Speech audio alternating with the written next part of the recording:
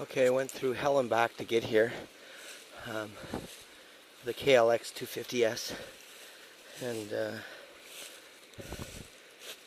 I just found these waterfalls, or chutes, I guess, whatever. Anyway, just a reminder to myself for not being cheap. I tried to save a tie, one of those zip tie things, and sliced my finger here with a knife. So I'm being cheap. Just cut the damn thing and use another one. But this is quite the place.